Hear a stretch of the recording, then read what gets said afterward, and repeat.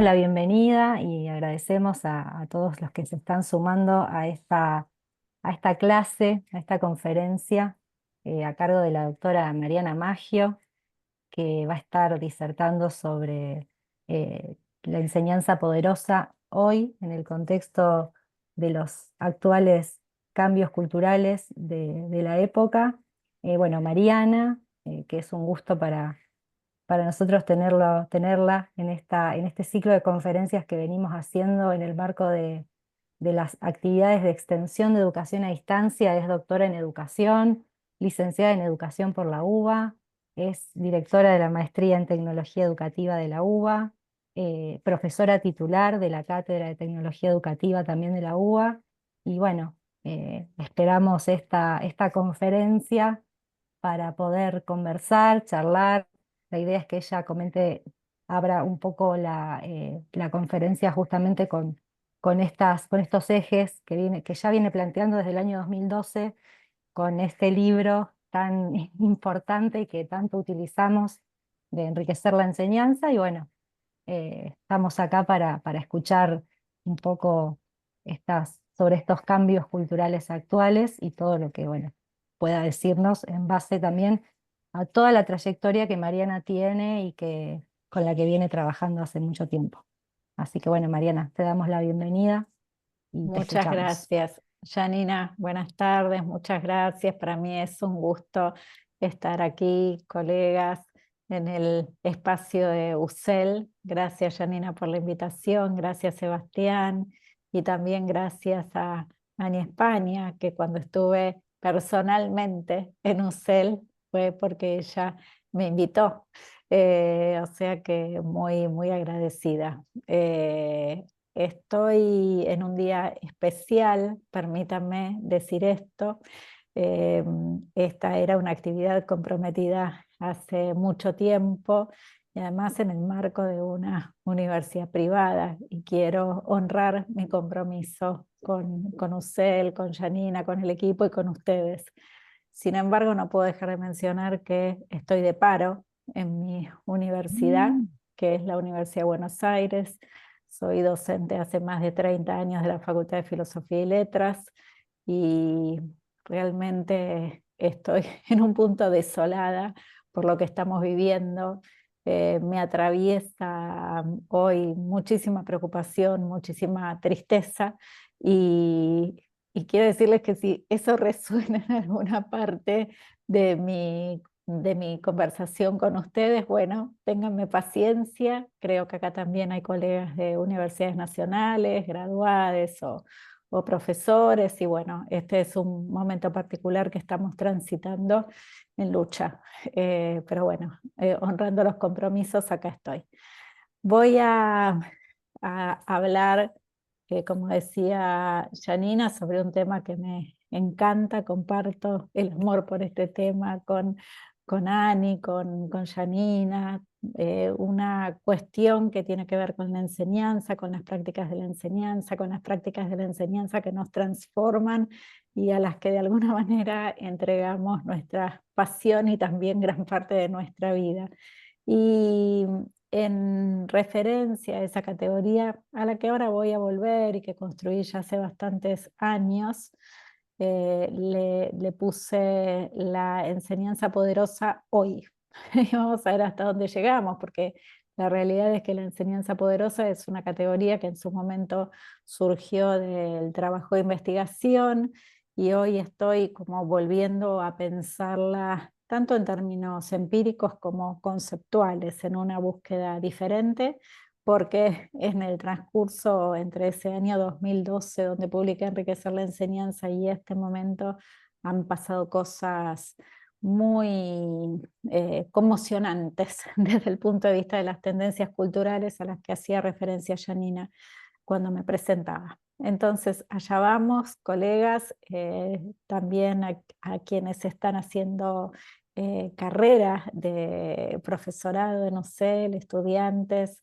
eh, Les propongo un recorrido en breve y con, sobre todo, como apertura para que después podamos conversar. Me voy a tomar el tiempo porque digo breve y después hay que ver si es breve. Quiero contarles, inscribir de alguna manera mi recorrido en la escuela normal de Quilmes. Soy quilmenia. Esa es la fachada de la escuela secundaria en la que cursé eh, en dictadura. Eh, Hoy la escuela es otra. Ese edificio en su momento se demolió y se reemplazó por algo que seguimos llamando el edificio nuevo, a pesar de que está emplazado ahí también hace décadas. Pero este es el edificio de la vieja Escuela Normal de Quilmes en la que yo hice la secundaria. Y en esa escuela, en un momento súper oscuro de nuestra historia, conocí a Aldo Severi, el pintor quilmenio. Si lo buscan, pueden conocer parte de su obra que está hoy en las redes. Y Severi, que fue mi profesor de plástica en segundo y tercer año, y era quien hacía que yo fuera muy emocionada a la escuela ese día, el día de plástica, decía, mientras nos enseñaba a pintar imitando la pincelada de los impresionistas, por ejemplo, que la belleza consiste en poder expresarse. Y yo creo que me tomó mucho tiempo entender lo que quería decir Severi en ese momento. Todavía lo repito y me pasa por el cuerpo, ¿no? Y esa idea de que la belleza consiste en poder expresarse, seguramente tiene algo que ver con el hecho de que yo sea docente, de que hoy esté acá con ustedes, que esté acá con ustedes hablando sobre la enseñanza poderosa. Luego, la vida me llevó a la Facultad de Filosofía y Letras. Fui cerrada por el paro total universitario de las universidades públicas, y en esa facultad empecé a recorrer el camino frente a quien fue mi gran maestra, la gran maestra de mi vida, Edith Litwin, a quien muchos de ustedes conocieron y estudiaron. Edith dio una clase, la primera clase de Fundamentos de Tecnología Educativa en el año 1987. Yo entré a esa clase, lo primero que pensé fue: esta mujer está completamente loca. Lo segundo que pensé fue: me voy a dedicar a lo que ella se dedica. Era tecnología educativa, pero si hubiera sido psicología educacional, probablemente hoy yo sería psicóloga educacional. Lo tercero que pensé fue: no estoy lista para esto. Y falté la segunda clase. Pero después de la segunda clase, todos mis compañeros de cursada solo hablaban de la segunda clase. Y decidí volver con un acto de valentía considerable a la tercera clase. Y de ahí en más casi podría decir que me quedé para siempre, porque decidí que mi camino era el camino de la tecnología educativa, que me iba a formar con Edith Litwin. Está abierto el micrófono. Decidí que me iba. Estoy buscando quién es. Acá está. eh, Por favor, apaguen micrófonos. Gracias. Decidí que me iba a formar con Edith Perdón, Litwin. Mariana, No continúa pasa si nada. querés. Sí, sí. Y todavía hoy estoy en la misma materia, que cambió de nombre, Educación y Tecnologías, pero acá sigo. Cuando pensamos en Severi, en Edith, y los invito a que piensen en sus maestros que les cambiaron la vida, sostenemos junto a un montón de gente que son aquellos que nos dejaron huellas, casi les diría que nos persiguen. Karina León, que ya estuvo también en este ciclo, dice: bueno, esas que nos quedan tatuadas. Y yo estudié mucho las rememoraciones de la gente respecto de sus docentes memorables. Y construí esta idea de enseñanza poderosa, que es una reconstrucción retrospectiva, trabaja con la rememoración, y que cuando la estudié allá en la década pasada, tenía ofrecía ciertos rasgos recurrentes, ¿no? La enseñanza poderosa piensa el modo de la disciplina. Cuando Edith nos dejaba estas marcas, lo hacía como didacta y lo hacía como tecnóloga educativa y nos develaba la operación de construcción del conocimiento del campo de la tecnología educativa. Mostraba su pensamiento desde una perspectiva que, entre otras cosas, tenía que ver con el oficio. Cuando Severi hacía lo mismo, pintaba y develaba esos mecanismos de la producción artística. No importaba que estuviéramos en tercer año.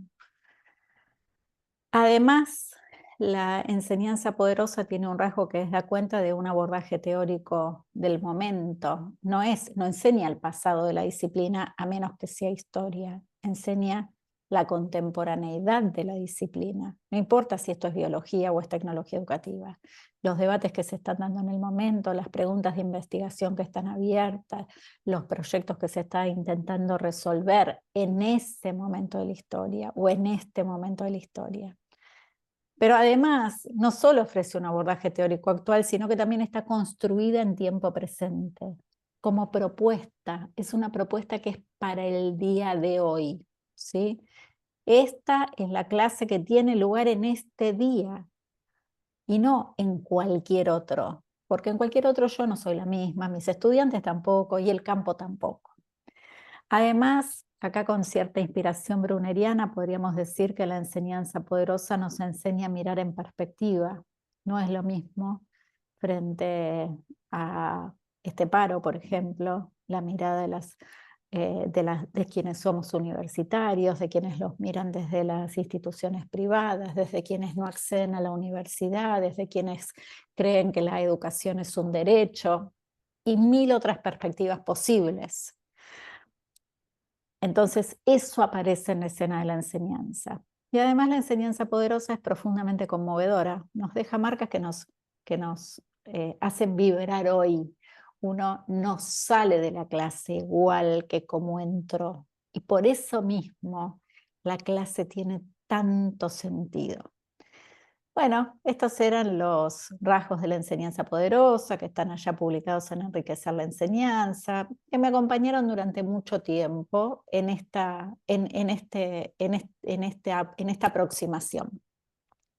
Al mismo tiempo que yo llevaba adelante estas construcciones, que son más del campo de la didáctica, empezó a pasar algo notorio, que es que se empezó a mover algo muy fuerte a nivel de la sociedad, ¿no? Incluso les diría que si nos ubicamos ya a partir del cambio de siglo, empieza a emerger algo muy fuerte vinculado con los procesos de generalización de Internet.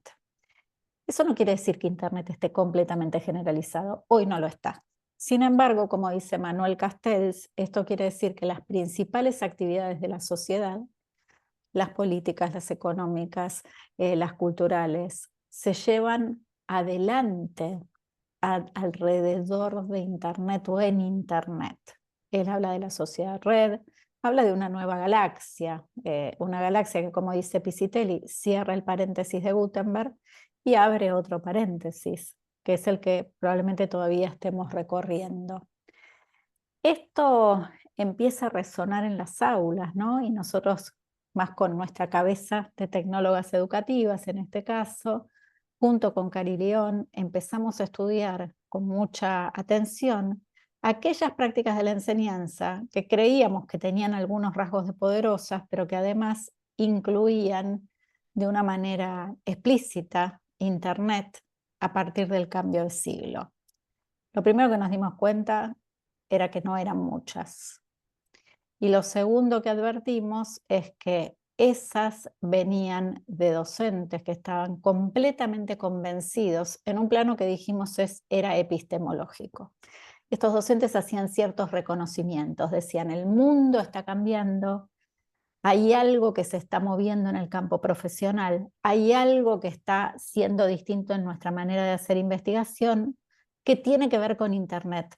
Y por eso nosotros necesitamos dar clase con aulas que estén conectadas a Internet. Yo llamé a esto situaciones de inclusión genuina. Lo estudié especialmente en el cambio de siglo vinculado con aulas del nivel superior, y cuando en la década de 2010 empiezan a tener lugar los programas de acceso desde las políticas públicas que favorecen el acceso a dispositivos, empieza a ocurrir en la secundaria. Docentes que dicen a mí, yo necesito primero, me los tienen que dar a mí, yo necesito las netbooks. Volvimos a estudiar esto y son docentes que no solo hacen reconocimientos epistemológicos del tipo de está cambiando la forma en que se construye el conocimiento, sino que además dicen está cambiando la manera en que uno está incluido plenamente en una sociedad. Estos chicos, si tienen una netbook, tienen acceso a una biblioteca virtual. En una casa que no tiene biblioteca, tienen acceso a cuestiones, a uso de aplicaciones que probablemente configuren oportunidades de trabajo. Se pueden hacer un currículum que después van a poder usar. Pueden entender lógicas de producción del conocimiento que tienen que ver con los estudios superiores, etcétera, etcétera. Estas prácticas que de nuevo quiero marcar eran muy pocas en el momento en que las buscábamos, además van tomando como sentidos muy claros didácticos, ¿no? No son prácticas más sencillas las que se producen en estos ambientes de alta disposición tecnológica, como los denominé, ¿no? Esta sería como la imagen del momento, que es la etapa de enriquecer la enseñanza. Son construcciones más complejas justamente por la alta disposición tecnológica. Y los profesores se ven empujados, en muchos casos, porque lo entienden, porque lo advierten, porque lo abrazan, a replantear sus clases, sus prácticas de la enseñanza. ¿Cuántos? De nuevo, pocos. Pocos en la universidad, pocos en la secundaria, son los que abrazan con intensidad, podríamos decir, este nuevo momento de la historia, en el que ya no alcanza con los rasgos de la enseñanza poderosa. Empiezan a aparecer situaciones distintas. Entre esas situaciones distintas yo destaco mucho, ustedes los que me escucharon ya lo saben, el reconocimiento que hace Michel Serres de que en ese contexto emerge un sujeto con otra cabeza. Él lo denomina pulgarcita porque está todo el día moviendo los pulgares en el celular, y él dice, frente a un sujeto que tiene otra cabeza, que no quiere escuchar el libro dicho, lo que queda es inventar. Y nosotras en este momento, les estoy hablando de la mitad de la década pasada, empezamos a hacer un proceso de reinvención en nuestra materia básicamente, pero junto con la materia, en todo lo que sería nuestro ecosistema de formación, en el que dijimos, acá lo que está agotado es el modelo clásico, ¿no? No alcanza nada va a salir poderoso de un modo de enseñar clásico que tiene que ver con la explicación, la aplicación y la verificación a través de las evaluaciones. Y ahí dijimos, bueno, hay que barajar y dar de nuevo. Dejemos de poner el centro en la explicación, no importa que nos guste, que lo hagamos bien, empecemos a trabajar desde problemas reales, problemas muy sentidos en el afuera del aula, problemas genuinos, codiseñemos esos abordajes problemáticos con los estudiantes, veamos cuáles son los problemas que les queman a los estudiantes, no solo a nosotras. Apuntemos a que lo que se produce en el aula genere conocimiento original, distinto de lo que dicen los libros, y hagamos esto en una comprensión, casi les diría, cotidiana, de cómo van cambiando las tendencias culturales. Si los modos en que se construye el conocimiento cambiaron, como decía el inicio de la investigación de inclusión genuina, y si los sujetos cambiaron, nosotros no podemos seguir enseñando igual. Y esta fue nuestra posición, ¿no? Pero claro, no es tan fácil inventar. Entonces nosotros dijimos, vamos a hacer este cambio, problematización, codiseño, producción, y vamos a ir agarrando las tendencias que emergen y vamos a ir generando con esto propuestas distintas. Para dar un ejemplo, una cosa que ya hace 10 años estaba claro en las aulas, es que había situaciones de intermitencia online-offline. uno está acá y al mismo tiempo está en otro lado. Digo, queda totalmente clara en esta situación que estamos viviendo juntos. Ustedes están acá y al mismo tiempo están en la casa lidiando con los chicos que entran, salen, quién cocina, qué hay que llevar mañana al colegio, etcétera, etcétera. Bauman habló de intermitencia online-offline en el año también, 2013, 2014, bueno, por ahí. Empecemos a reconocer que en el aula se da esta situación de intermitencia y experimentemos con esto. Usemos esto, por ejemplo, para tener aulas más polifónicas, donde habla un montón de gente, donde nos conectamos con Rosario, consultamos a Anita, o a Fernanda, o a Janina. Generemos interacciones más expandidas gracias a esa intermitencia y hagamos que el aula sea mucho más potente a partir de abrazar las tendencias culturales. Empezaron a pasar otras cosas distintas y además es solo una de las tendencias con las que experimentamos. Dijimos, esto hay que documentarlo, hay que analizarlo y hay que hacerlo público. Esto, de hecho, es otro libro, Reinventar la clase en la universidad, pero además advertimos que cada vez que hacíamos este ejercicio, las tendencias volvían a cambiar. Y dijimos, bueno, hay que hacer didáctica en vivo. No hay paz en este ejercicio, porque las tendencias siguen cambiando. Y uno podría decir, en algún sentido, que empieza a aparecer en la escena de la enseñanza poderosa algo que tiene que ver profundamente con los procesos de reinvención didácticos. Uno podría decir, bueno, acá hay algo del enseñar en tiempo presente y hay algo de que la construcción es original, pero están conectados, ¿no? Uno tiene que plantear una construcción original para cada día prácticamente, para este tiempo que no para de traernos en este siglo una tendencia distinta. Y estamos como hipotetizando por ahí hasta que llegó este enero de 2020. A ver si ustedes recuerdan qué estaban haciendo en enero de 2020, mientras escuchaba por ahí Wuhan, murciélagos, mercado, China, acá no va a llegar. Yo leí este libro que me tenía fascinada, todavía me tiene bastante fascinada, The Game, de Alessandro Barico, que acaba de sacar una novela nueva, además de sus maravillosos análisis de la cultura contemporánea, libro en el que dice, no solo hay algo que parece una revolución tecnológica, cambió no solo nuestra cabeza, esto es del orden de una revolución mental sostenida por una revolución tecnológica. Un mundo distinto, un mundo de dos motores, donde la realidad es al mismo tiempo física y virtual. ¡Wow! Yo leía esto en enero de 2020 y le decía a mi equipo, no estamos acá. No llegamos ni con la didáctica en vivo, ni con la enseñanza poderosa, ni con todo lo que trabajamos. No estamos en este punto. Una clase que capture una revolución mental, cuyo principal rasgo es ser física y virtual al mismo tiempo. Una realidad donde además Barico dice, a nadie le interesa el docente que habla, porque además el docente no entiende que el mundo cambió. Lo dice explícitamente, se tira no solo contra los docentes, pero nosotros caemos así, brutalmente. Dice, los docentes festejan cuando hacen un gol, un día que no fue bien, alguien entendió, alguien se recibió, y no se dan cuenta que el partido que están jugando ya está detenido hace tiempo por el referee. Wow, a mí esto me golpeaba.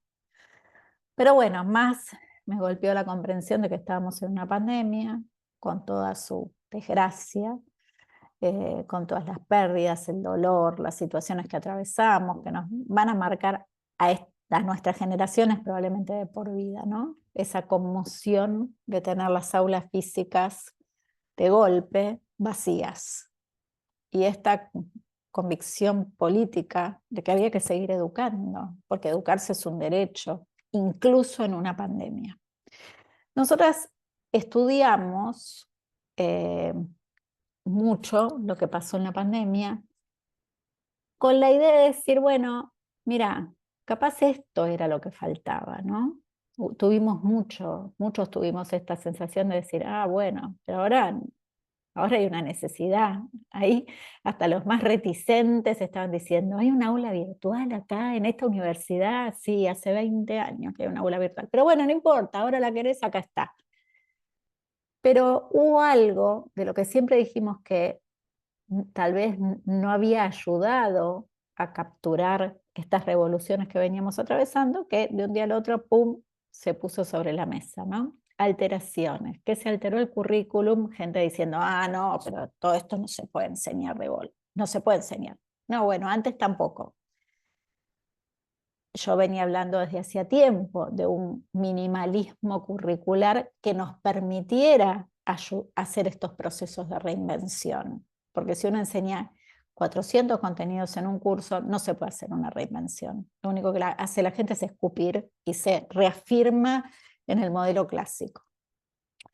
Alteraciones de tiempo, que la gente dice que es lo que más sintió que se alteraba, un tiempo distinto, alteraciones de hecho del espacio, alteraciones de la evaluación, que rápidamente nos dimos cuenta que no tenía sentido la evaluación que tomábamos si no había control físico cercano. ¡Wow! Vaya novedad. Pero bueno, quedó en evidencia. Y en eso uno podría decir, bueno, acá sí, reinvención de todo, revolución pedagógica. Bueno, no tanto. En la primera parte de la pandemia hubo mucho, con buenas intenciones, hubo mucho foco en mandar cosas. Subí el campus, bajé del campus, mándamelo, si lo tenés, me lo podés pasar, los grupos de WhatsApp, pasar. Yo dije, estamos revoleando PDFs. No hay una gran revolución pedagógica en revolear PDFs. Y en la segunda parte de la pandemia, del aislamiento, sobreviene esta cuestión, lo que estamos haciendo ahora, sincrónico. Hubo clase. Di 10 minutos de sincrónico, hubo clase. Y ojo con esto, porque esto cuenta para hoy, y todo lo que está pasando en los esquemas híbridos o virtualizados. Yo voy a decir, pero hace 6 meses que les estás mandando cosas, como ahora hubo clase, todo lo demás no era práctica de la enseñanza. Hay algo de este evento que es el busto parlante de la televisión educativa de la década del 70 que remeda eso que seguimos llamando clase, lo que ya sabemos que tiene bajísimo impacto en muchos casos. Bueno, interesante que mientras eso hacíamos y sosteníamos con mucho esfuerzo y de nuevo con las mejores intenciones, ocurría una mutación, ¿no? Ya no es una tendencia cultural que se altera. Otra era, Bifo Berardi habla de una mutación, un tiempo de cambio en la historia, como hubo otros, pero la pandemia configurando ese tipo de cambio. Nosotros después de la pandemia trabajamos de otras maneras, nos relacionamos de otras maneras, desarrollamos hábitos distintos, etcétera, etcétera. Flavia Costa, la investigadora argentina, autora de Tecnoceno, habla de un accidente global, que es una idea que también me parece importante, ¿no? Un movimiento a escala global en un tiempo súper rápido. Y fíjense que esto trae como una ola de tendencias. Voy a centrarme en una que señala Jorge Carrión en este diario de Pandemia Lo Viral, que tiene que ver con la fuerza de la viralización, ¿no? Como si hubiera habido, dice, una suerte de acompasamiento entre la difusión de los virus biológicos y la difusión de los virus informáticos. Lo que él dice es que estas formas de la viralización, de las que de nuevo en la pandemia participamos intensamente, tienen que ver con mandarnos audios todo el día hasta el hartazgo, con los microvideos que los chicos están mirando de a miles por día, los hilos de Twitter que marcan la agenda política, las historias de Instagram, las performances de los estudiantes y de los jóvenes en TikTok, que cuando están frente a la cámara hacen algo que es completamente distinto a esto, que ponen el cuerpo en movimiento, y todas las formas de las conversaciones que suceden en plataformas. Carrión dice, si uno mira esto como fenómeno, él habla de objetos culturales vagamente identificados, que no son tan fáciles ni de aislar ni de definir, él sostiene que tienen ciertos rasgos. Son cortos, nada se viraliza si es largo. Son efímeros, son fragmentarios y son audiovisuales. ¿Con qué se da de patadas esto? Con nuestra cultura académica, que está basada en lo textual, en lo largo y en lo perdurable. Y planteo esto con cierto énfasis porque, de nuevo, nos remite en parte a la enseñanza poderosa, ¿no? Y a decir, bueno, ¿qué es lo poderoso en una escena de estas características? Como pregunta que dejo abierta. Acá, digo, yo fui planteando algunas hipótesis vinculadas con estas mutaciones. Digo, en la pandemia lo que se da es un proceso de generalización del uso de las tecnologías, que no había ocurrido antes. Es con una cierta ironía, Barico sacó un libro en la pandemia que dice, que tiene por título Lo que estábamos buscando. Como si la pandemia, sostiene, hubiera sido el mito que necesitábamos para entender la revolución mental de nuestro tiempo. Fuerte. Yo lo que creo es que esa generalización se dio de alguna manera en cierto espejo con lo que fue con lo que era hegemónico, la didáctica clásica. Uno podría decir, bueno, no capturamos las alteraciones porque hicimos todo muy rápido, porque no sabíamos cuánto iba a durar, etcétera, etcétera, pero se da una salida de la pandemia que nos deja como en una cornisa, ¿no? Puede ser que logremos reinventarnos en esta escena de mutación, o puede ser que con la vuelta a la presencialidad todo vuelva atrás. Lo que creo que todavía no terminamos de dimensionar es el polo de transformación que se nos instaló adentro de la clase con nuestros estudiantes, que entre otras cosas empezaron a decir, ay, ¿ahora para qué vengo? ¿Y por qué no me mandan todo esto por video? ¿Y por qué no lo suben al campus y dejan de tomar lista? Etcétera, etcétera, etcétera. Y esas consideraciones, más un contexto de crisis económica, es la que empuja, en un cierto sentido, algunas formas de la hibridación que se están dando en este momento. Con esta escena, que es la de la salida de la pandemia, vuelta a la presencialidad, en el año 2022, público híbrida, enseñar en la universidad que no vimos venir. Para mí, esa es la universidad que no vimos venir, la universidad de la pospandemia, la universidad con sujetos distintos, que salimos de un proceso vital muy, muy, muy complicado, con estudiantes que se avivaron de un montón de cosas y que tienen otras demandas, y con un mundo que construye conocimiento de otra manera, ¿no? Además de reinventarnos, digo, hay que pegar un salto hacia adelante. Como si la pandemia hubiera abierto un portal en el tiempo para permitirnos saltar hacia otro momento de la historia, como en la ciencia ficción, como en las películas de ciencia ficción. Y cuando se produce eso, yo digo, no alcanza con pasar la mano a tratar de entender que hay otra cosa, hay que saltar. Además hay que saltar, estoy convencida, y es una de las cosas más interesantes que nos dejó la pandemia, colectivamente, pensando la docencia como acción colectiva. Cuando escribí esto, y lo volví a escribir con un colectivo que participó, por ejemplo, Susi Copertari, que no sé si anda por ahí, dijimos, bueno, somos otros, ¿no? ¿Qué significa este salto? Yo planteaba en un mundo que transita entre pandemias y guerras, fíjense este momento, ¿no? Con más guerras activas, creo que en ningún otro momento de la historia. La esperanza es política y la educación tiene que ayudar a construirla. Las clases no son híbridas, nosotros somos híbridos. Nosotros tenemos que pegar un salto pedagógico, didáctico, que nos permita entender que lo poderoso hoy es ser híbrido, pero no por tener estudiantes en un lado y la cámara y entonces transmitiendo, haciendo malabarismos.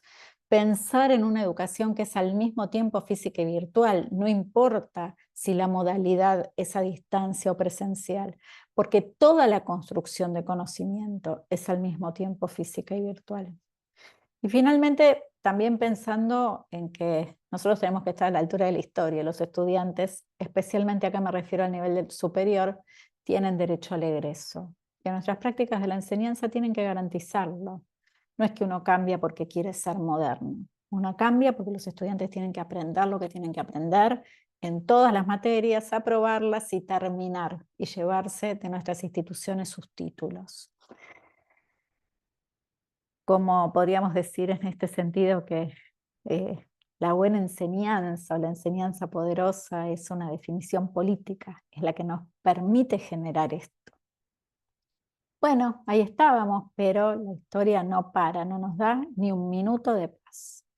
Y en noviembre de 2022, Híbrida ya estaba escrito, irrumpe esto que tiene acá un logo, la cara del ChatGPT, pero que en definitiva presenta la puesta a disposición mundial del protocolo OpenAI, que pone en nuestras manos directamente, si tenemos un dispositivo, la inteligencia artificial generativa. No, esto no quiere decir, no empezó acá la inteligencia artificial. Todos ustedes que están acá y tienen teléfonos celulares a disposición, ya interactuaban con la inteligencia artificial generativa. Cuando uno dice, ay, tendría que cambiar el colchón, y a los con la inteligencia artificial, y a los 2 minutos le empieza a aparecer publicidades de colchón, eso es inteligencia artificial. La diferencia con esta inteligencia artificial generativa es que usa nuestro lenguaje. Podemos ir, escribirle al chat y decirle, chat, ¿qué hacemos? ¿Cómo te parece que podría encarar mi próxima clase de historia de la educación argentina en tal facultad con estos perfiles de estudiantes? Y el chat contesta. Esa es la diferencia. Y usa patrones e información que está cargada por miles de millones de pedazos para componer algo distinto. Genera con eso.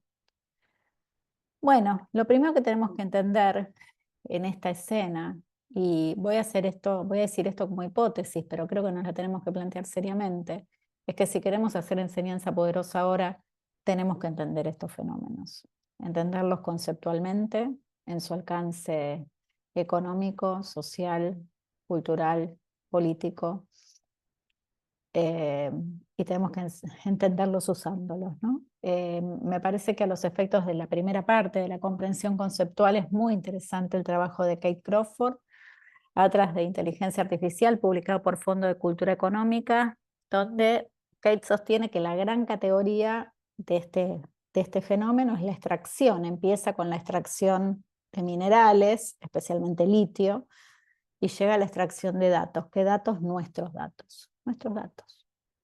Que nosotros en general los entregamos con bastante poco filtro, ¿no? Como dice Cristóbal Cobo cuando sostiene que aceptamos las condiciones sin leerlas. Bueno, en esta escena, digo, nosotros hicimos en marzo del año pasado algunos ejercicios como cuando todavía la cosa estaba arrancando, con el ChatGPT, en la primera clase de tecnología educativa, y le preguntamos al ChatGPT con nuestros alumnos ahí adelante qué ideas podía darnos para una primera clase de tecnología educativa. Y ahí el chat dice, presentate, habla del curso, los objetivos, también es una buena idea que cuentes tu experiencia con la tecnología educativa, hace una encuesta de conocimientos previos, propone casos para estudiar, casos reales, cómo la tecnología educativa se usó en la educación, da ejemplos de herramientas, discutí ventajas y desventajas, finalmente, sesgo de aplicación, hace algunas actividades prácticas. Además me dice, recordá que la primera clase es muy importante, ya que sienta las bases para el resto del curso, asegúrate de que los estudiantes se sientan motivados e interesados en aprender más sobre tecnología educativa. Lo que les dijimos a los estudiantes en esa clase es, el año pasado, en la vuelta de la pandemia, ustedes no querían venir. Nos preguntaban para qué venían. En esta escena, un año después, un nuevo accidente global, como dice Flavia Costa, que estamos enseñando entre el accidente de la pandemia y el accidente del emerger de la inteligencia artificial generativa, La pregunta que nos hacemos es ¿para qué vamos a venir nosotros? Y a ver, la respuesta está clara, no solo porque esto tiene un montón de sesgos, problemas y cosas que podríamos discutir, sino porque creemos que lo que venimos a hacer es mucho más que repetir esto que dice el chat. Pero hay que dar cuenta de la diferencia, hay que construir en la diferencia, hay que mostrar que efectivamente somos distintos, porque en la mayor parte de los casos, hipótesis. Lo que dice la inteligencia artificial generativa alcanza para probar nuestras evaluaciones, por doloroso que nos pueda resultar. Pisitelli me dice, bueno, pero es el promedio, tiene como, es superficial. Sí, claro, obvio, pero con una perspectiva que alcanza para probar. Y nuestros estudiantes ya lo saben. Y ya están usando inteligencia artificial generativa para contestar los exámenes. Y eso hackea en el corazón del sistema, que mal que a mí me pese es la evaluación. Entonces, bueno, acá nueva posibilidad para pensar la enseñanza poderosa, ¿no? Y acá es donde digo, si nosotros habíamos dicho que la enseñanza poderosa tenía un fuerte componente en el inicio, ¿no? de transformación, de dejarnos esto que es memorable, y después dijimos, bueno, tiene un gran componente de reinvención. Hoy quisiera proponer algunos rasgos a partir de esta situación que tienen que ver con decir, bueno, la enseñanza poderosa hoy tiene que co-crear algo que sea original. Co-crear es que nosotros creemos entre nosotros, colectivamente, como es propio de este tiempo de la historia, pero además que co-creemos con inteligencia artificial generativa. ¿Por qué? Porque esa es la nueva tendencia en términos epistemológicos.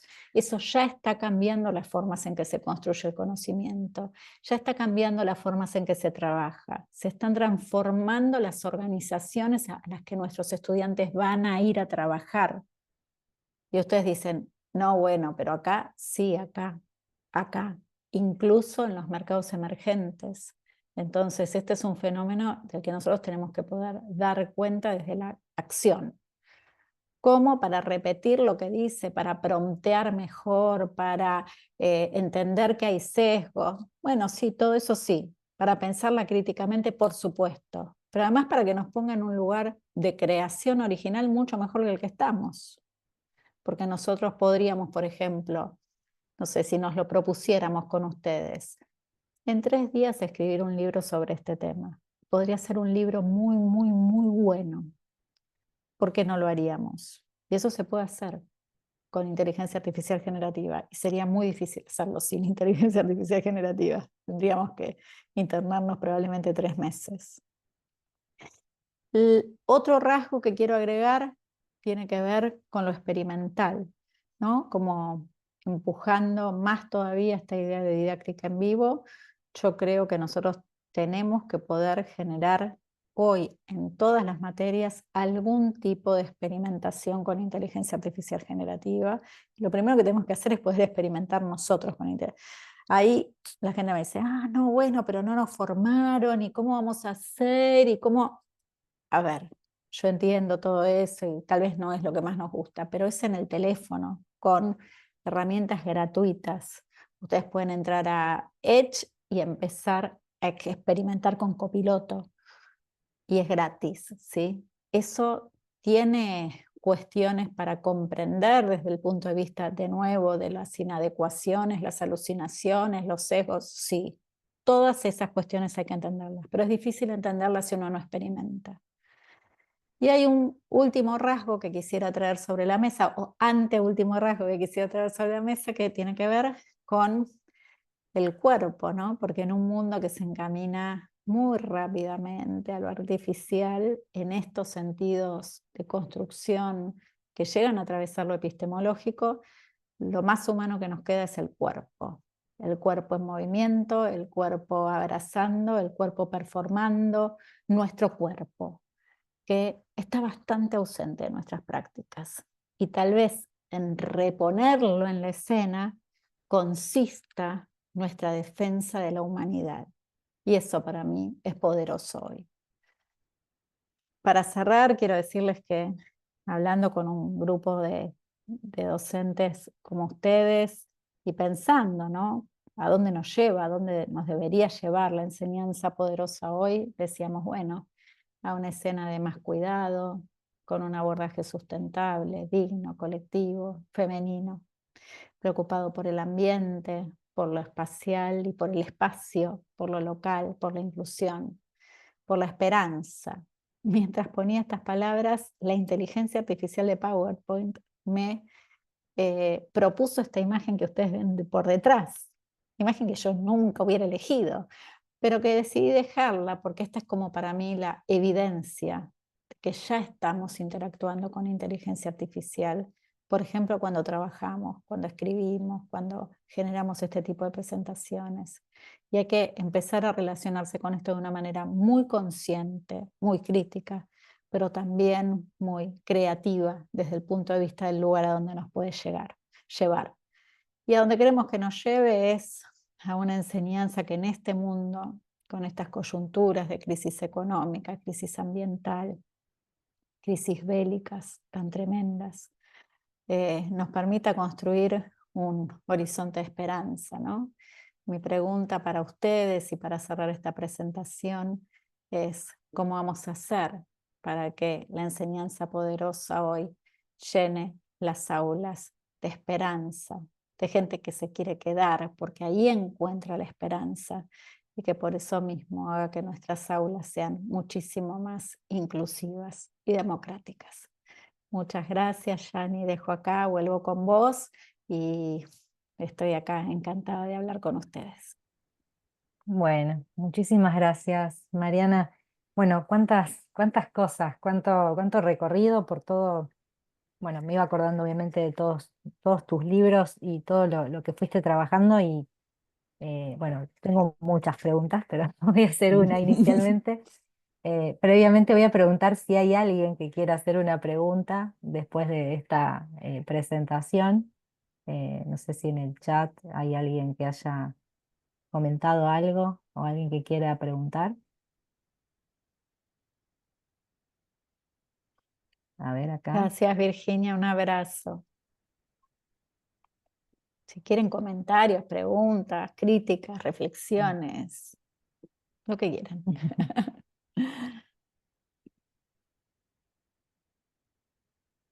Bueno, ahí por ahí la veo a Ani. No sé si Ani, ¿querés comentar algo? Cántame algo, Ani. Ay, hola, qué alegría. Ahí estaba escribiendo que, bueno, cada vez que escuchamos a Mariana, florecen las Sí. ideas. A mí me pasa eso. Así que, bueno, empecemos a conversar, porque creo que la oportunidad de construir algo, yo quiero salir de acá con ideas para poner en juego mañana, te diría. Ay, Así que Sandra está voy con por un ahí. montón de gente. Gracias, Ani. Gracias. Dale, inventemos algo. Bueno. Bueno, en mi caso yo te quería preguntar, me quedó resonando bastante esto de la sincronicidad, ¿no? Que vos lo planteaste en términos de que empezó a haber clases cuando aparecieron los sincrónicos, ¿no? Durante la pandemia. La Ya gente dijo, acá empezar, bueno, retomamos las clases, ¿no? Pero todo retomamos lo las clases. anterior también era Claro, enseñanza, gente querida.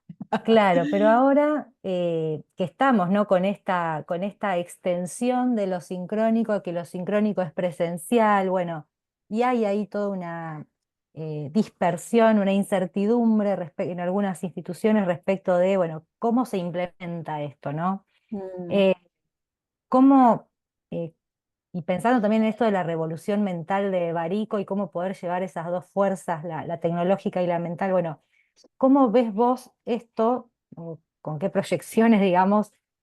¿Cómo ves como que se viene implementando esto en las distintas sí, universidades, experiencias? sí, yo creo que a ver, Voy a correrme por un segundo de la discusión más normativa o reglamentaria, ¿sí? El 70-30 estaba en la normativa previa a la pandemia. Nosotros ya podíamos hacer 70-30 y con el CIED aprobado, las instituciones no solo podían hacer el 70-30, sino que el 50-50.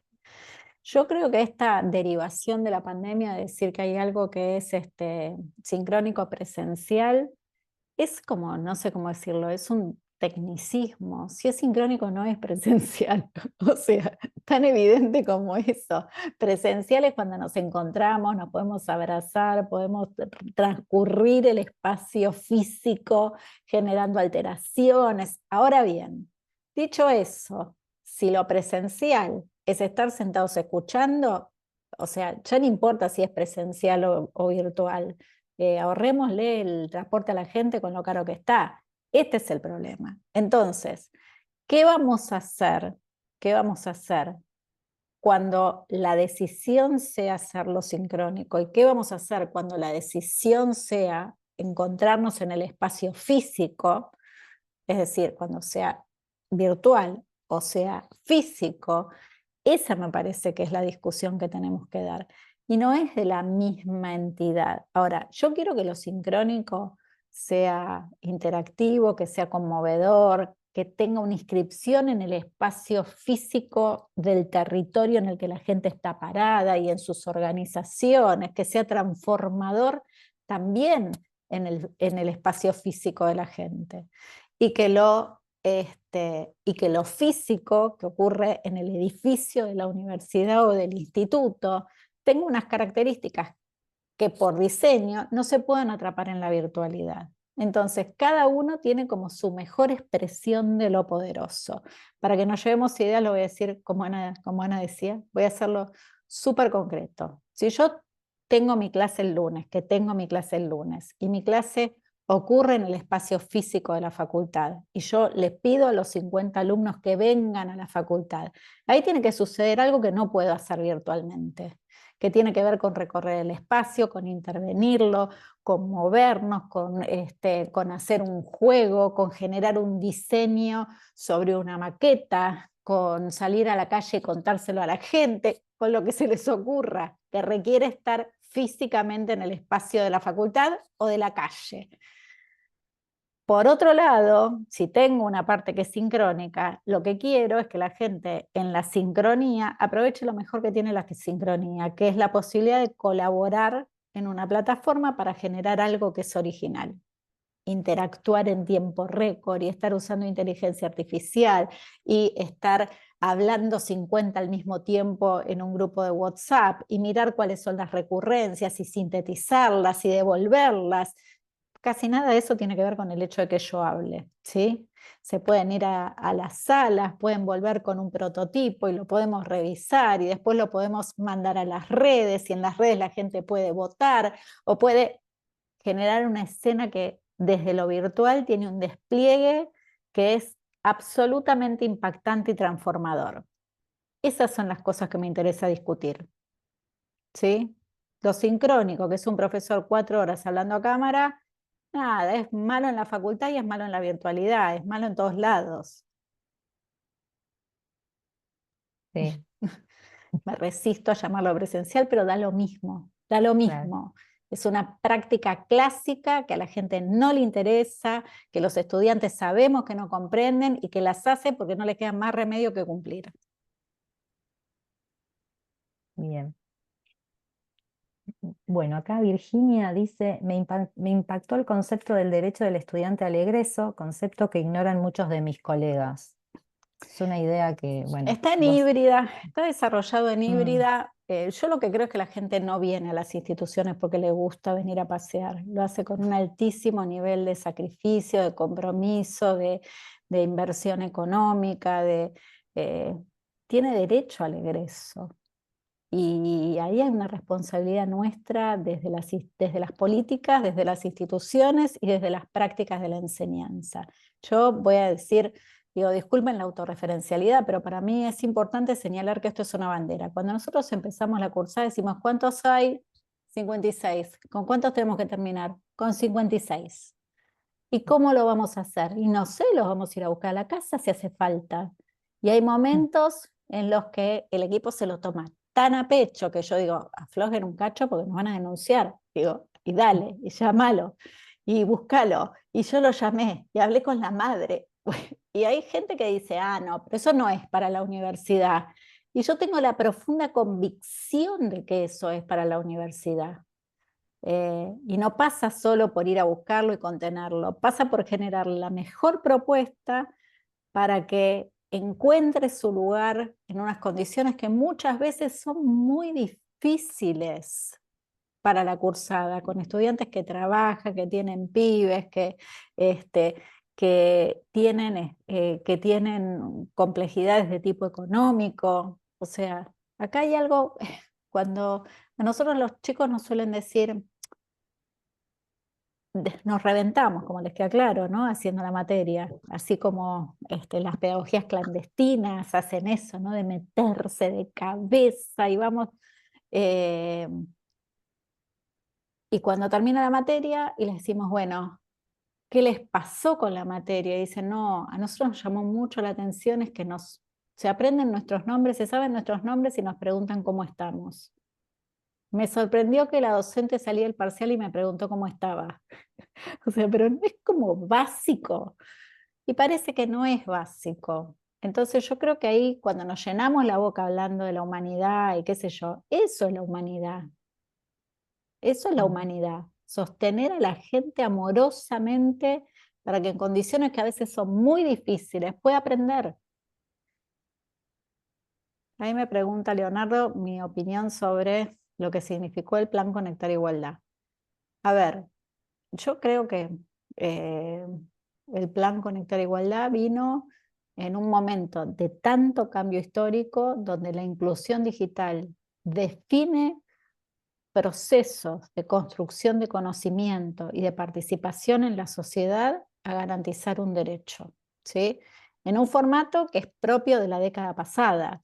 Entonces, yo no voy a cometer el error de juzgarlo por sus logros en términos de aprendizaje, entre otras cosas porque aprendimos hace muchos años con Festemacher y con Alicia Camillioni que la relación entre la enseñanza y el aprendizaje no es causal. Uno puede hacerlo mejor por la práctica de la enseñanza y aún así los estudiantes a veces no aprenden porque, por ejemplo, no tienen condiciones básicas de alimentación, qué sé yo. Entonces, dicho esto, creo que estamos hablando en el momento en que se inscribe de una cuestión de derecho, el derecho a la inclusión digital. El derecho a la inclusión digital en este país todavía no está garantizado. Nosotros creemos que todos tenemos celulares, sí en los centros urbanos, sí en determinados sectores, pero cuando llegó la pandemia se probó algo que sabíamos de la encuesta nacional de hogares del año 2016, que había 1 millón de estudiantes que no tenían acceso a dispositivos ni internet. ¿Cuántos estudiantes se quedaron sin contacto con el sistema educativo en la pandemia, más allá de los esfuerzos que se hicieron? 1 millón de estudiantes. Hablan los números, ¿no? Digo, y entonces, en esta escena de inteligencia artificial generativa, ¿qué oportunidades van a tener estos estudiantes en sus vidas futuras si no tienen inclusión digital? Si no podemos garantizar inclusión digital. Probablemente la escena sea distinta por la generalización de los celulares, por el mejor acceso a internet, por un montón de razones. Pero ese millón de estudiantes hay que ir a buscarlo y hay que darle un dispositivo. O generar condiciones para que lo compren, ¿no? Digo, pienso por ejemplo en lo que hizo en su momento la provincia de San Luis, que favoreció un esquema de inclusión digital de los hogares, que llevó en un año, en menos de un año, en 6 meses, que los hogares de la provincia de San Luis pasaran de tener un 30% de acceso a un 85% de acceso. Bueno, puede ser algún esquema de algún tipo, que no necesariamente es el mismo. Hay países que trabajan con esta idea de bring your own device, trae tu dispositivo, si lo tenés, y si no lo tenés se cubre la cuota de los que no están. Creo que hay que pensar en modelos más híbridos probablemente hoy, pero la cuestión sigue siendo una cuestión de derecho a la inclusión. Gracias por la pregunta, Leonardo.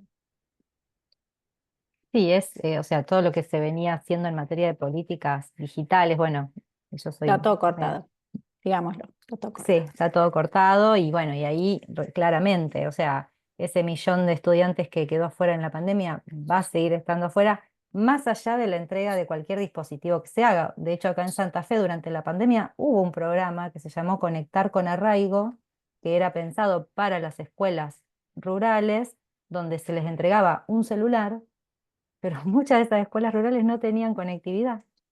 Sí, Entonces, y sí. por más de que había cuestiones con los datos y demás, no tenían conectividad, porque también el derecho a la conexión no es para todas las regiones, por ejemplo, la provincia de Santa Fe, que es tan extensa, con Totalmente, territorios tan diferentes, totalmente. entonces, bueno, sigue siendo ahí, más allá de la generación de diversas líneas y de todo lo que se hizo para garantizar, bueno, siguió quedando por fuera.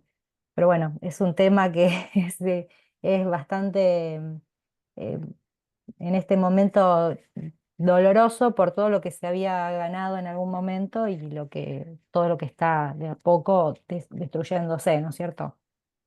Así que, Totalmente. bien. Ani, ¿querés decir algo? Te voy a levantar la mano, me parece. Estaba buscando la manito, pero estoy un poco perdida. Acá está la manito, lo corporal. Ahí El está, Acá cuerpo, sí, anda el bien, sí, acá te cuerpo, está, veía. el acá está la cuerpo. manito. Yo vengo por el lado de qué podemos inventar con la inteligencia artificial generativa. Creo que hoy ese es el hilo del que quisiera tirar un poquito, ¿no? Me quedo pensando cuando decíamos, o cuando Juana Sancho decía que las consignas de un examen tendrían que poder resolverse teniendo el Google a disposición. Y esto de qué gran desafío, ¿no? Empezar a repensar cuál es el hilo que tiramos teniendo a disposición la inteligencia artificial generativa.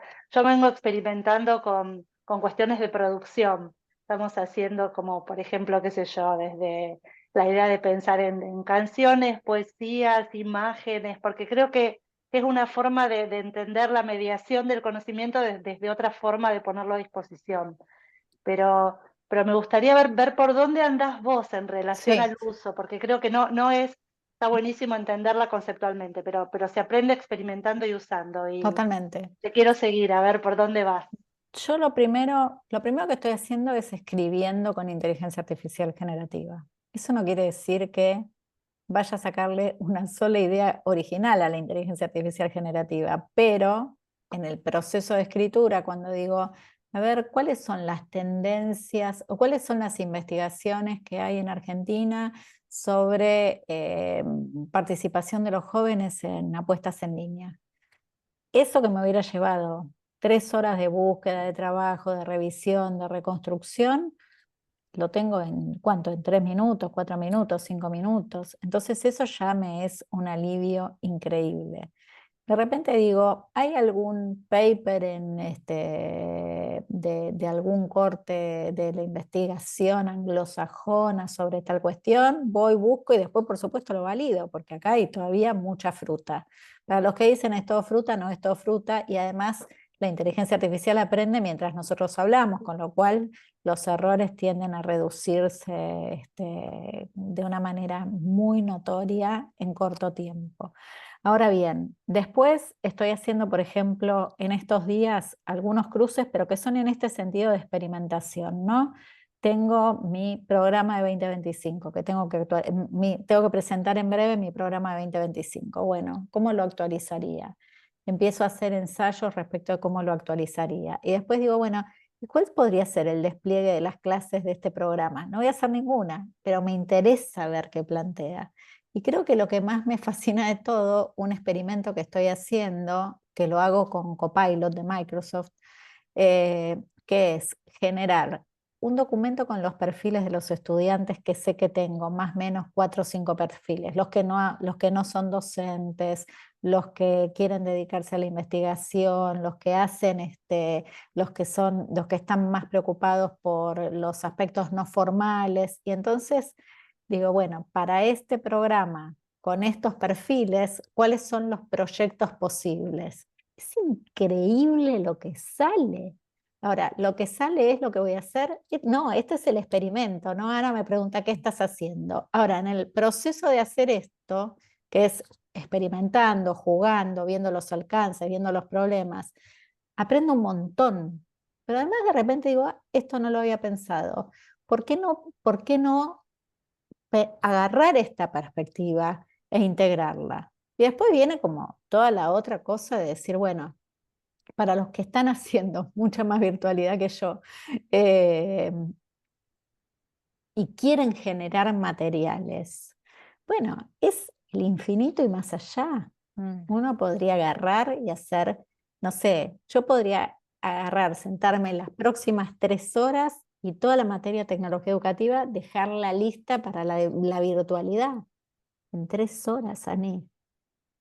Ahora, ahí hace falta como la cabeza del experto, esto sí, esto no, esto tiene un problema, esto es un cego, esto no me interesa, este enfoque no lo voy a ver, esto que decía esta pavada de ventajas y desventajas, que nos la sacamos encima hace 14.000 años, no voy a hacer eso. Pero hay cosas que, digo, la voy a resolver, yo te monto una materia en 3 horas.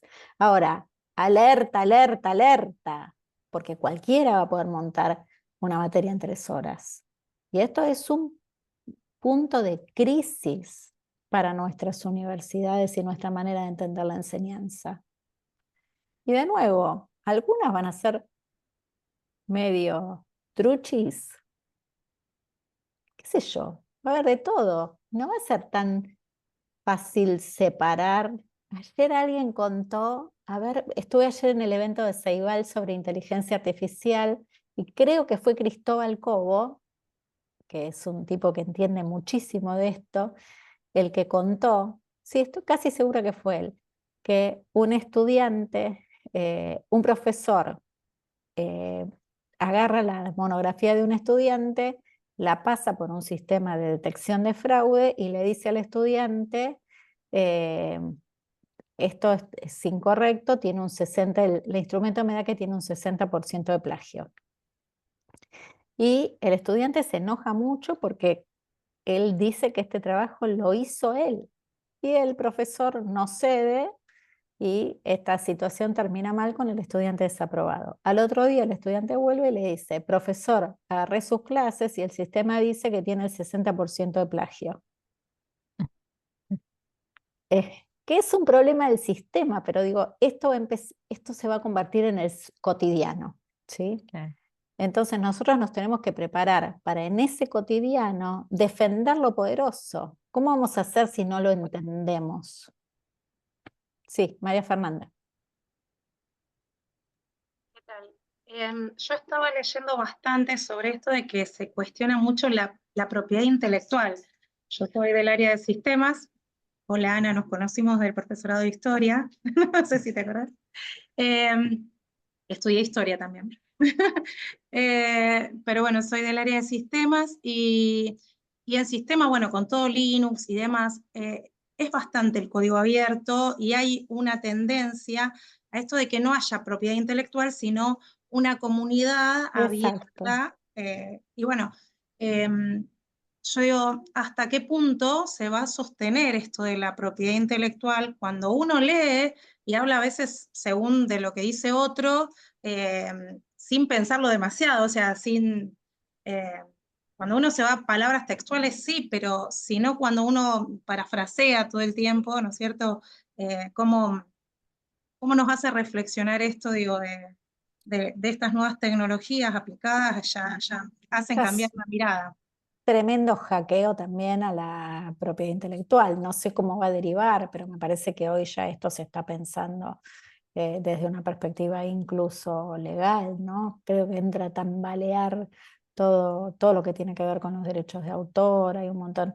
Pisitelli, que también generó anticipaciones muy interesantes respecto a estas cuestiones, hace rato que dice, bueno, pero lo propio del cierre del paréntesis de Gutenberg es que nos pone en una cultura que es del remix, ¿no? ¿Cuánto hace que se viene hablando en esas tendencias de viralización que planteaba Carrión?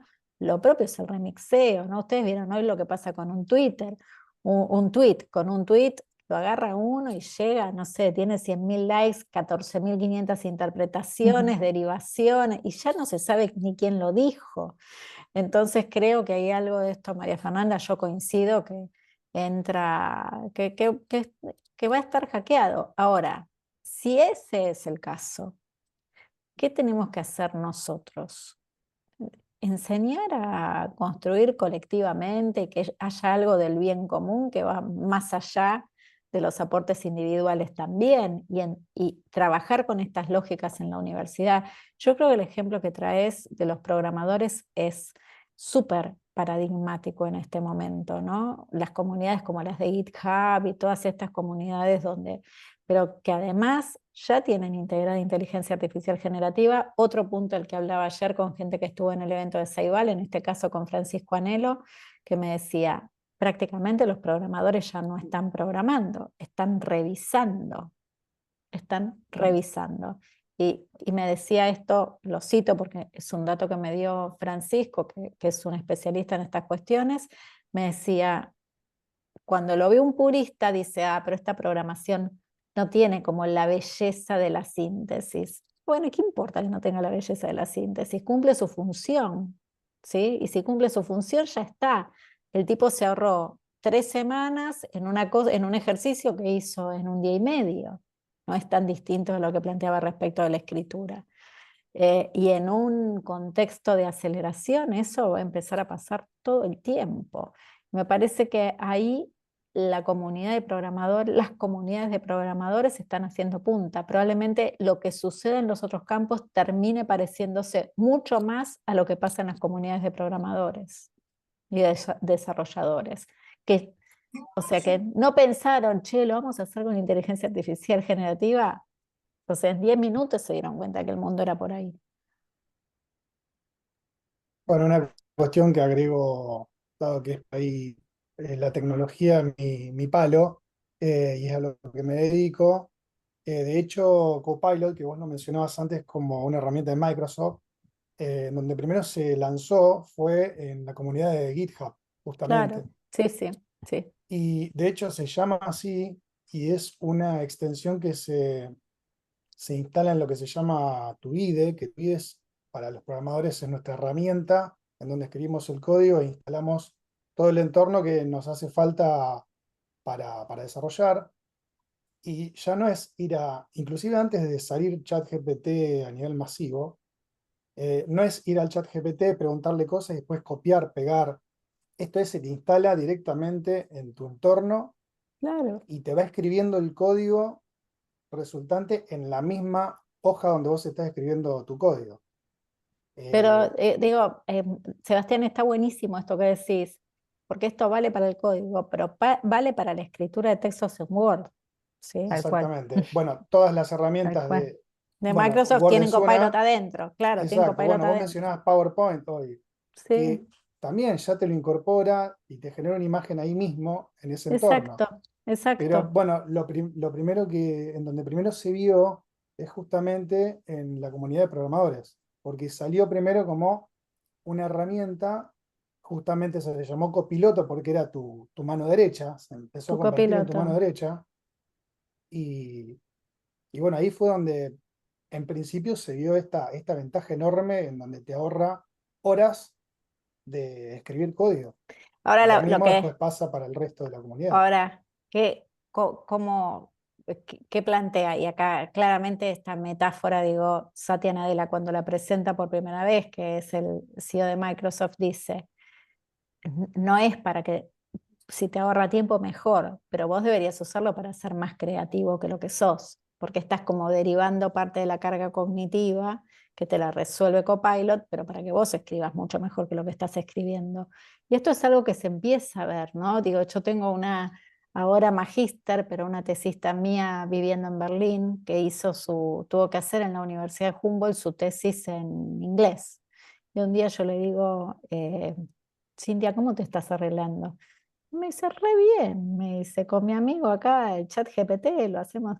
Y eso no le quita a su tesis ni validez, ni solidez, ni rigurosidad. Tiene un tremendo trabajo empírico, pero ahora a la hora de escribir en inglés los resultados, lo hizo con chat GPT. Y a Claro. nadie se le ocurriría decir, ah, qué problemón. Digo, es un trabajo completamente original.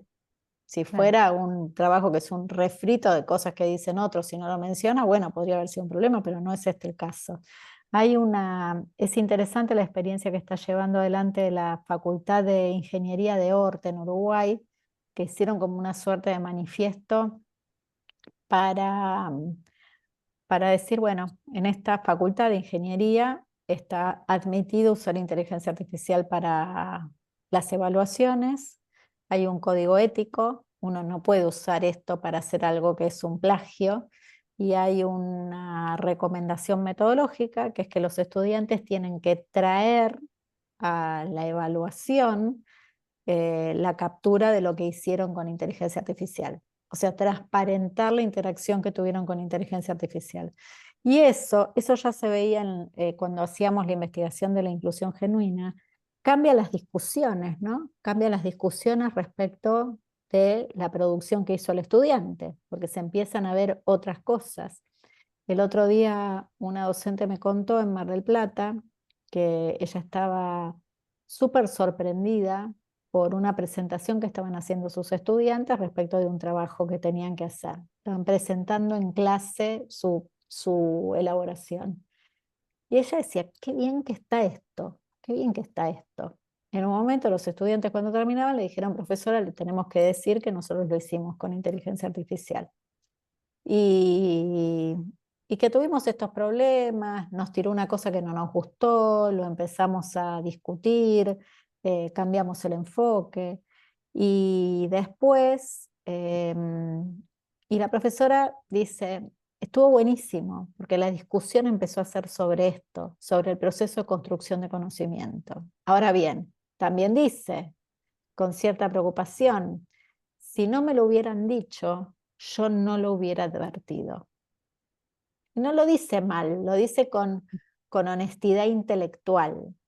Y yo digo, bueno, si no lo hubieras advertido tampoco hubiera pasado nada, porque en definitiva el trabajo era muy bueno y vos crees que era totalmente sólido desde el punto de vista de sus objetivos. Ahora bien, creo que esta idea de poder empezar también a pensar en términos de un marco ético es interesante, porque pone a los estudiantes en una situación de hacer explícito lo que están haciendo, y eso podría dar lugar también a otras revisiones, a otras discusiones, a la construcción de criterios distintos, y eso es parte de lo que es la enseñanza poderosa hoy, ¿no? Como empezar a trabajar en un nivel más meta respecto de las construcciones que necesariamente se van a hacer con inteligencia artificial generativa. Ahora, nosotros podemos hacer que no lo vemos y perdernos otra oportunidad. Total que ya nos perdimos 14, pero ¿por qué nos perderíamos esta? Porque yo digo, respecto de esta, la estamos viendo venir. O sea, Internet dijimos, no, bueno, no es para tanto. Después el modelo 1 a 1 y bueno, no es para mí. Y después llegó los campus, no, bueno, solo si hay una extrema necesidad. Y la hibridación, y no, hibridación no sé, pero esta nos va a pasar por arriba si no. Entonces creo que es como otra oportunidad que nos da la historia para decir, dale, o sea, nosotros somos sujetos culturales de este tiempo, enseñamos como sujetos culturales de este tiempo, y si no abrazamos esto, perdemos relevancia a medida que pasan los minutos. Entonces, Ana, tal vez para mí eso es lo más concreto de todo, ¿no? Es decir, empezá a jugar tu juego, elegí el que quieras, pero alguno tenés que jugar. Está buenísimo, Mariana, porque creo que de cada cosa que dijiste nos llevamos una idea para ponerla en juego, así que yo me voy llena de ideas, muy agradecida. Sí. Yo te agradezco, Ana, siempre por la inspiración.